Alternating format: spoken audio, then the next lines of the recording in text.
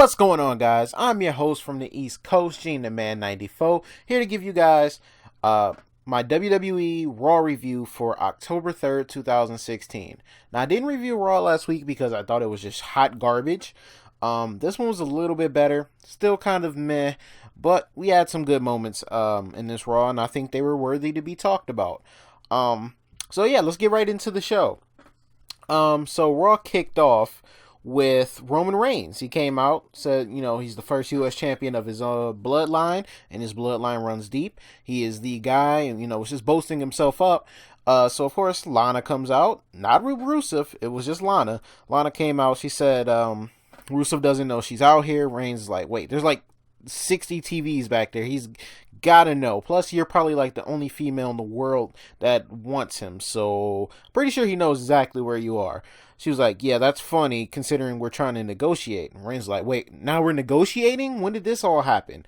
And she was like, you don't understand. You talk about your Samoan heritage, but she wanted Rusev to get a rematch because, that's her family. That's her husband. And, she doesn't want him to not be able to get his rematch. And, yeah, she's hurt and she just wants Rusev to get the title back pretty much. So pretty much he told her, well, if Rusev wants a rematch, tell him to gather his Bulgarian balls together and come on out and get one.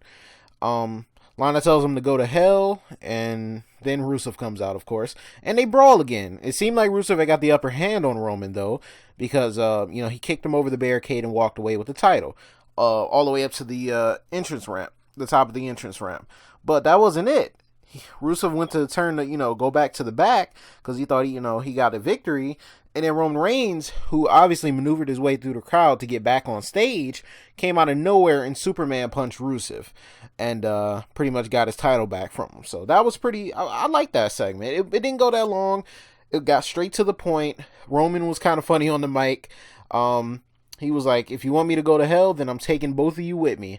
And he announced that he will give Rusev his rematch, but it will be inside Hell in a Cell. So that will be our first match inside Hell in a Cell at the next pay-per-view for Raw. Hopefully this ends after this. This is the payoff match. We'll see what happens. I'm kind of expecting...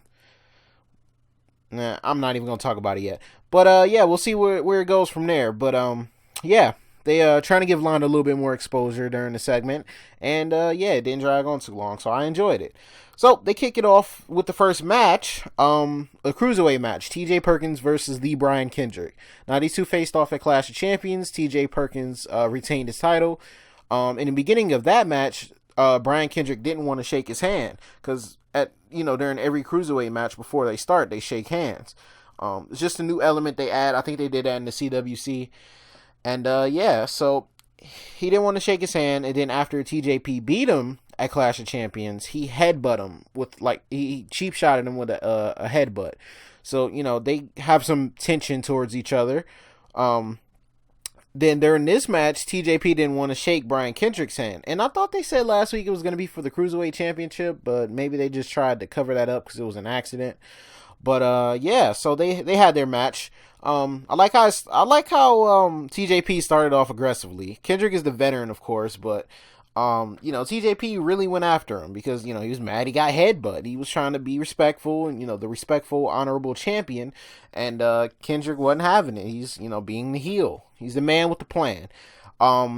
Kendrick did this one move where he put TJP's hands inside the turnbuckle harness that they, screw and attach to the pole. I've never seen that before. That was different. That was a nice little element they added to the match. It was a good, solid match, though.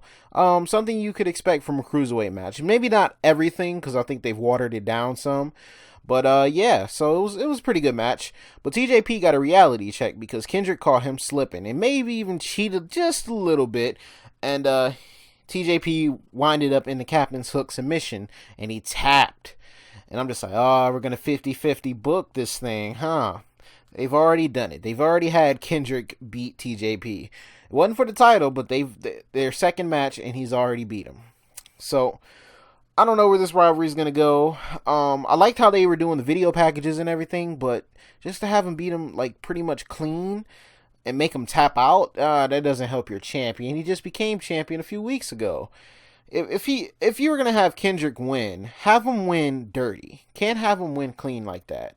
I know, yeah, he raked his eyes a little bit. That wasn't nothing. He still put him in the submission and he still tapped. It wasn't like, super dirty type of finish.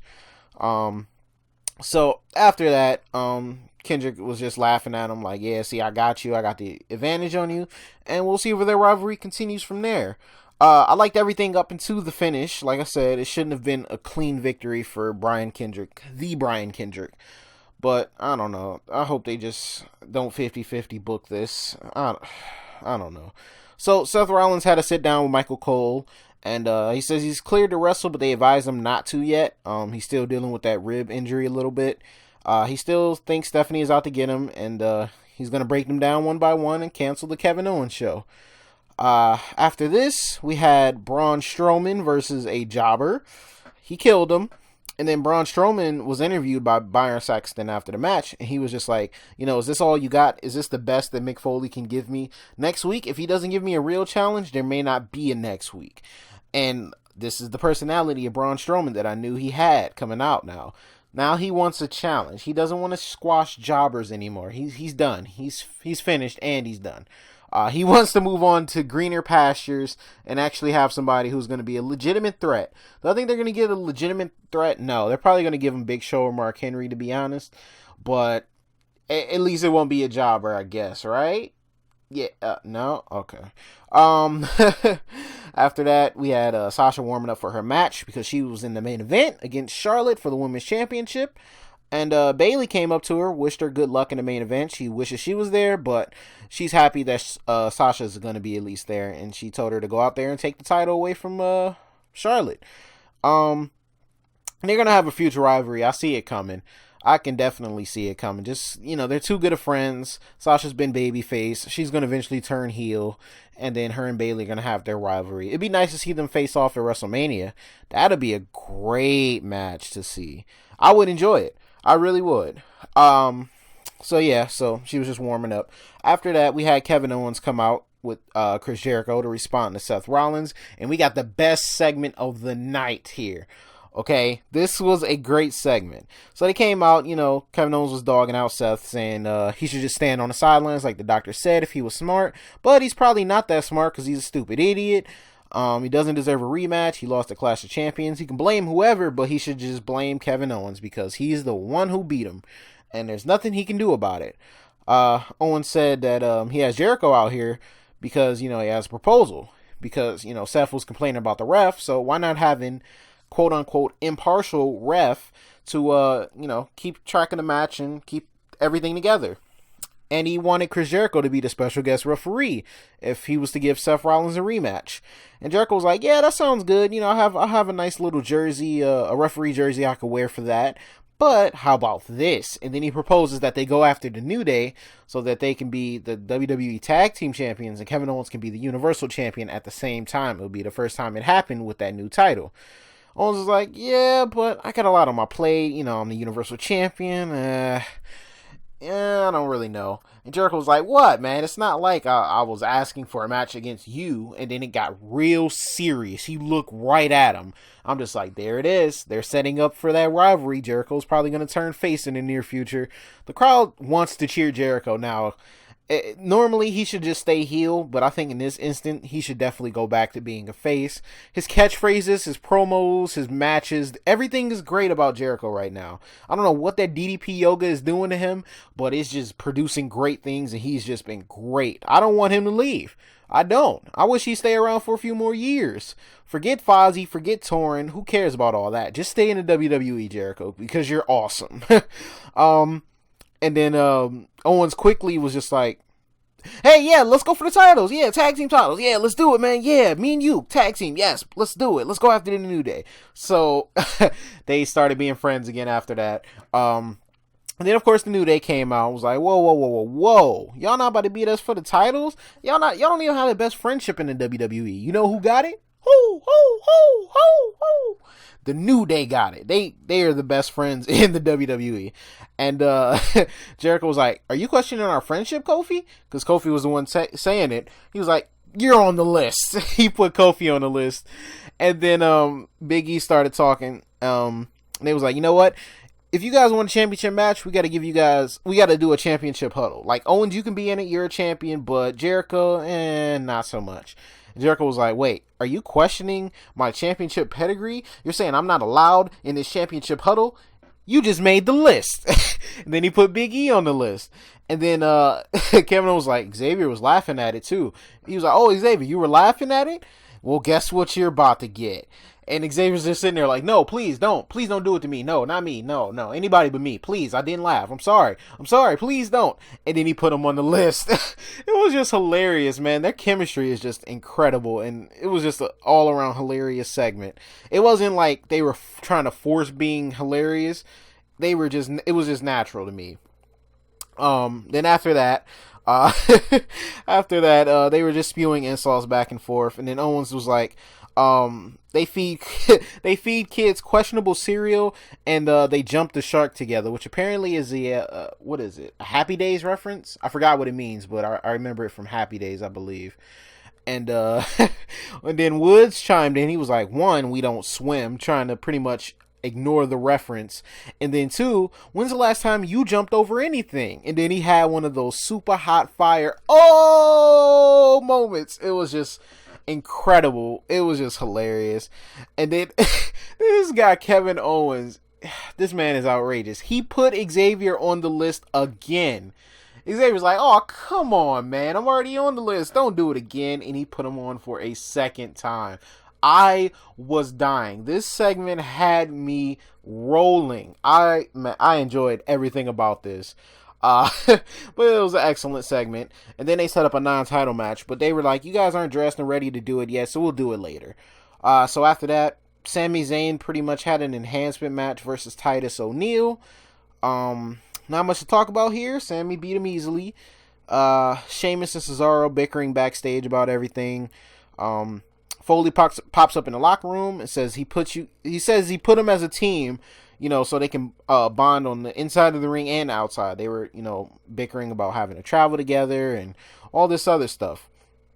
Foley tells them to be dominant, put that animosity that they have towards each other and use that to dominate the New Day. Use that to win the tag team championships. Beat all these other tag teams up. You guys can be great. Prove me right. You guys can be dominant together. If you guys put your differences aside, use that anger that you have, fuel yourselves up, and go after the tag team championships. Get on the same page, learn how to travel together, eat together, do all this good stuff together, become friends. Or actually, you don't even got to like each other. Just dominate. Because you two are that good of forces. And combined together, you guys could do great things. And I love it. I can't wait to see if they actually win the tag team. I wouldn't be mad if they were the team to beat the New Day. Because I'm segueing into something else here. Because Gallows and Anderson just don't seem to be that team. I don't know if they're not invested in them. But they had a match next. And they had a video package, which was weird, because they said they were, taking over the tag team division and, pretty much dominating every team in their way. And I'm just like, then why aren't they tag team champions? They've had, 3 to 4 tag team championship matches already, and they haven't won not one. They haven't beaten the New Day, even though they've had every single opportunity to do it. They've changed up their game plan. They've become more dominant towards them, and they still haven't won the tag team championships. So... And then they give them this video package about them being dominant. And then they face Golden Truth. And then they get a jobber entrance. And they let Golden Truth have the TV entrance. Why? What sense did that make? To give them a video package only to have them already in the ring when they come back from commercial. Just so R-Truth can rap the Golden Truth verse. How? And then they have a slightly competitive competition with them. They should have squashed these guys in 30 seconds. Why did this match go on for that long? I don't understand what they're doing here. Do you guys just not care about Gallows and Anderson? Is that what it is? Is that what it is? You guys don't care about them? Like, what's going on? What is going on? We got it. I don't know, man. If this was Smackdown, they probably would be tag team champions by now. But that just kind of made me mad. That was one of those, that it really irked me that they did all of that. Oh man, I don't get it. So Jeri-Ko and Ashton Kutcher, he spelled or he said his name wrong last week, and they've been going back and forth. I guess Ashton Kutcher and the other guy he was with, I don't really know him, have a TV show coming out on Netflix, and him and Jeri-Ko going back and forth, and they were actually at Raw tonight. They had a nice little segment backstage, and they took the list of Jeri-Ko and read it off. They were just like, oh, guys who look like the reject Bon Jovi are on the list. And then they said, oh, guys who lose to Fandango at WrestleMania. I was like, oh my god, they went there. They actually went there. It was just a good segment. Ashton Kutcher is hilarious. I didn't think he was going to be that great. Just being at Raw, I'm just like, I'm tired of these guest hosts. But that was actually pretty funny. They said their friendship was better. All this other stuff. Kevin Owens kind of walked away from it and just said, their show would be better than Kutcher and his friend's show or whatever. I don't know. So they had the match. Oh, Enzo and Cass did a nice little Susan G. Komen segment with three ladies who defeated breast cancer. They gave them all women's championships. It was a nice little segment. Used up some time. Susan G. Komen for the 5th straight years partnering up with the WWE for the Fight for the Cure. And nice little segment there. But after that, we had the Jeri-Ko versus New Day match. Kofi wasn't in this match because he received like 7 stitches from their match with Anderson and Gallows last week. So it was Xavier and Big E. Match was fine, nothing too great. Xavier was in the match. Like I said, Kofi had the stitches, so I don't think they wanted to put him back in there with the risk of him bleeding everywhere. It looked like Jeri-Ko kind of got busted open during the match too. I don't know if it was something with his nose or whatever, but I saw the doctor like working on him throughout the match. So it was cool. Good commentary from Kutcher. Like I said, didn't really care about the other guy. Good heel work in ring from Jeri-Ko and Owens. They pretty much were just working these guys. Xavier was the one getting worked on, of course, because Big E's the hot tag. He's the muscle of the group. But yeah, it was a good match. So then, towards the end of the match, Seth Rollins actually came out and was just standing, on the top of the ramp. And Owens was just like, what are you doing here? Come on. Yeah, come on in this ring. And then, nope. Seth was like, nah, I'm just stay back and watch. And then eventually they got distracted. Jeri-Ko got Xavier in the Lion Tamer, and it seemed like he was about to tap out. And that's when Seth ran to the ring, distracted Jeri-Ko, and the New Day capitalized and hit the Midnight Hour on Jeri-Ko to pick up the victory. Kevin Owens got the heck up out of there because he ain't want no parts of Seth Rollins after the match was over. And he was just, walking back towards the curtain. And then Seth was in the ring and was just like, come on back, get your best friend. I got him right here. And then he hit the pedigree on him. Owens didn't come and help his best friend out. So another reason why I think him and Jeri-Ko are going to have a match in the future. But so nice little segment here. Nice little match. I like what they did with Rollins. He's teasing going after Owens. And he went through his best friend to get to him, but, Owens was able to get away. So he still made a statement at the same time. So it builds up hype for their match. Charlotte was talking about being a real deal, not just having a catchphrase about being the greatest women athlete ever, all that good stuff. Seth walking backstage, had a nice little smile on his face, and then Stephanie McMahon approached him. It's like, what the hell are you doing? Like, you're not even supposed to be here. You're not even cleared. And she was just like, what are you doing? And he was just like, I'm tearing you guys down. You guys wanted to play me, so now I'm going to go after you. She was like, what are you really trying to do here? You're all alone. At least you stood a chance in the Authority, but now you don't stand a chance at all. You're just hurting yourself pretty much. And he was just like, I'm going to hunt down Triple H and make him pay for his second worst mistake he's ever had. And Stephanie was like, all right, I'll take the bait. What's the first one? And I knew immediately after she said that, Seth was like, marrying you. Now, here's what you're going to do. You're going to give me my Universal Championship rematch because you guys keep screwing me out of the title. And if you don't, I'm going to take Raw down. And I'm going to take Owens and Jeri-Ko with me. I'm going to burn it to the ground. And then he walked away. I was like, yes, that's the Seth Rollins we need. That is the Seth Rollins we want. That's the one we need. That was great. he walked away, and then Steph gave him this weird look. Like, she had a weird, like, satisfying look on her face. It was really awkward. I don't know what that was all about. I guess we'll see. But she looked rather happy that he said all of that. I don't know if this is just like a plot or something. I don't know. Who knows? After this, we had another cruiserweight match. We had Tony Nese and Rich Swann. I'm growing to like these guys more and more every week. I didn't know a bunch about these guys. Rich Swann, more the fun-loving dancer type of athletic cruiserweight. And you got Tony Nese, who coined himself the hybrid premier athlete.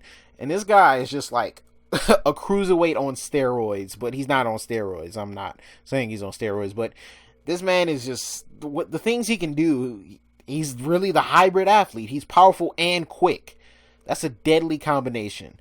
This man is really powerful. I like what he did. I like this match too. Like I said, cruiserweight matches are kind of dumbed down a little bit. They still give them a little bit of freedom to do, what it is that they do, and that's pretty much entertaining the crowd, and these guys pretty much did that. I thought Rich Swann was going to get the victory here, but Tony Nese actually hit him with a pump handle Michinoku driver, which was a different finishing move. It was so simple, but so different. I've never seen that type of combination of moves before. But yeah, it was a good match between these guys. They're still trying to get in the groove of things with this cruiserweight division, and I think it's going to be great. It's a change of pace. I love how it looks. They got the purple lighting. They put the purple ropes on the ring, and each of the corners on the mat, it says cruiserweight. And, they changed the board and everything, the nice little purple layout that they have. It makes them feel special. It's not just like, okay, just send the cruiserweights out there. No, they make them important. They got their own title. They have the, the pink, the purple theme going.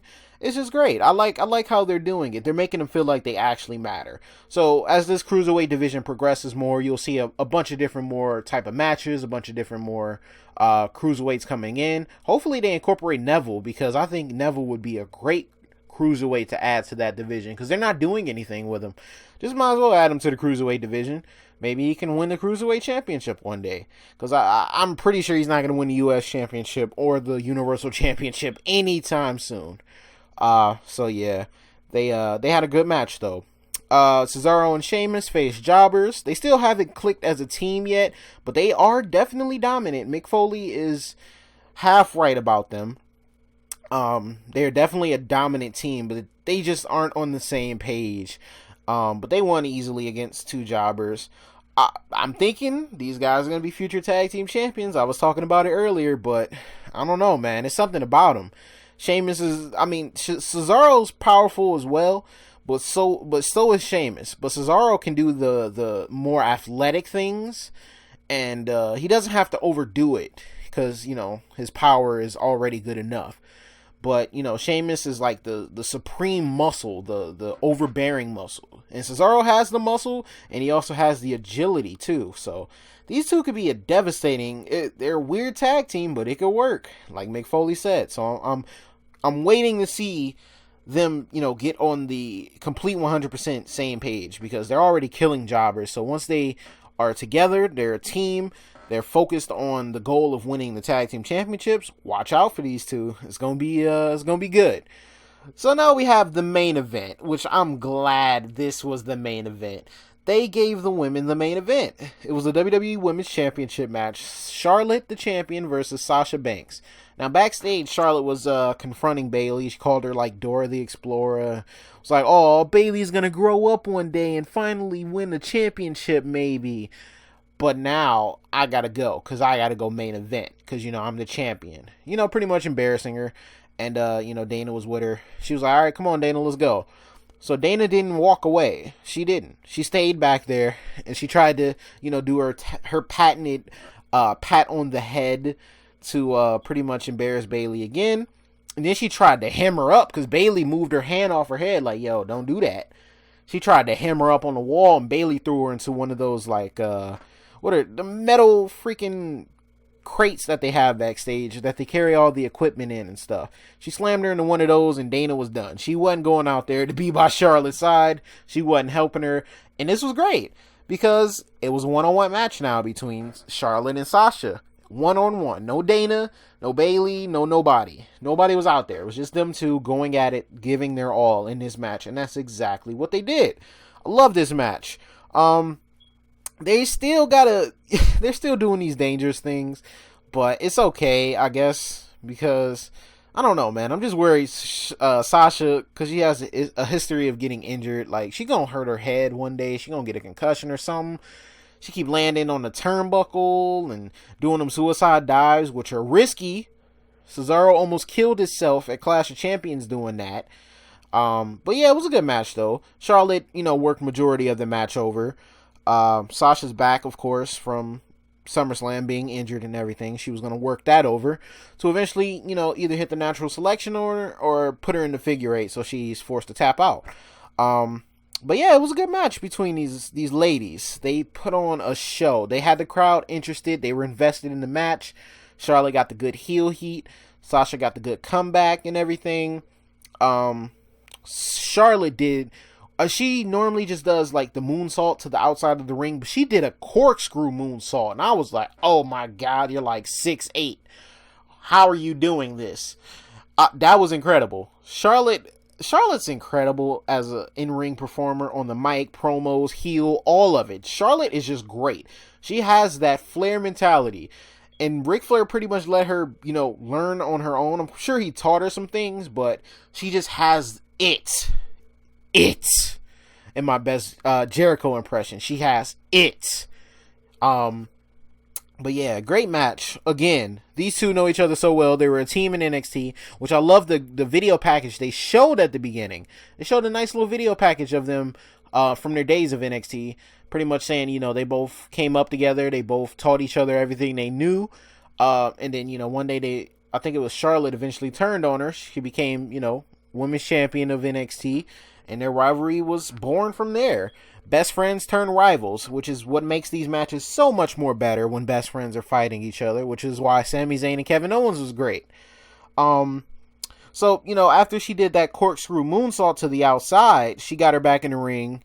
Kind of botched. I think she was trying to throw her into the apron, but she kind of didn't. She threw her back into the ring, hit natural selection, thought it was over. Nope, Sasha's still fighting. Sasha fought this whole match. Charlotte was about to get her in the figure eight. Nope. Sasha kept countering. Nope. Kept fighting. Then, Charlotte got caught. I forgot what she did. Well, she got caught into the bank statement, and then she tried the same thing she did since she wore down Sasha's back the whole match. She tried to roll her up. And, she had her in the bank statement. She tried to roll her on her back and get the pin while her arm was locked. But Sasha was able to kick out, roll over, and hit her into another bank statement. And that is when Charlotte had to tap out. And once again, we have your new WWE Women's Champion, Sasha Banks. So Sasha Banks is once again WWE Women's Champion. I didn't think she was going to win tonight, to be honest with you. If I was a betting man, I would have put my bet on Charlotte. I didn't think they were going to get the title off of her, already, but they did. Sasha's the champion. They got Hell in a Cell coming up. Possibly, could they put them inside Hell in a Cell? Why not? I don't see a reason why they can't do it. They'll be okay. These two are tough. They were throwing each other in the barricades the whole match, and ring posts and all this other stuff. They're out to kill each other. Why not put them in a Hell in a Cell match? Would it not be, something they could do to maybe steal some ratings from Smackdown in the kayfabe type of perspective of it? Why not? Go out on a limb, do something you've never done before. This is how Raw could, do something creative. Because SmackDown's getting creative with their stuff, so why not Raw? Why can't Raw do it? I see no reason why they can't. So, we'll see where this goes from here. Congratulations to Sasha Banks. She's now a 2-time women's champion. And that's great. We'll see where she goes from here. Hopefully she has a more lengthy reign than she did last time. And I'm excited to see those two face off one more time. And I really hope it's either a stipulation match or inside Hell in a Cell. That's the pay-per-view coming up. Why not? Please, WWE, do something different for once in your lives. You need it. Your ratings aren't great. Put them women inside the Hell in a freaking cell. We want to see it, okay? We really want to see it. So, yeah, that was Raw. More watchable than it was last week. I don't even think I finished watching it last week. I was entertained for a good amount of it. I'll give it a C plus, B minus. I'm kind of on the border between both. I'll give it the benefit of the doubt. It'll be a C minus. I mean, I'm sorry, a B plus. No, actually, just give it a B minus. Yeah, B minus show. I'm excited for Smackdown tomorrow because I've been loving Smackdown. I can't wait to see what happens. So stick around for that. I'll be up here to do my video. It won't be as late tomorrow because I won't have to work. Normally I work Tuesday nights, but tomorrow I don't. So I'll definitely have my review out on time. And yeah, I'm excited to talk to you guys about SmackDown. Hope you guys enjoyed Raw for what it was. Let me know in the comment section how you guys felt about it. Slap a like on the video if you enjoyed. Subscribe if you guys are new, and I'll talk to you guys later. Peace.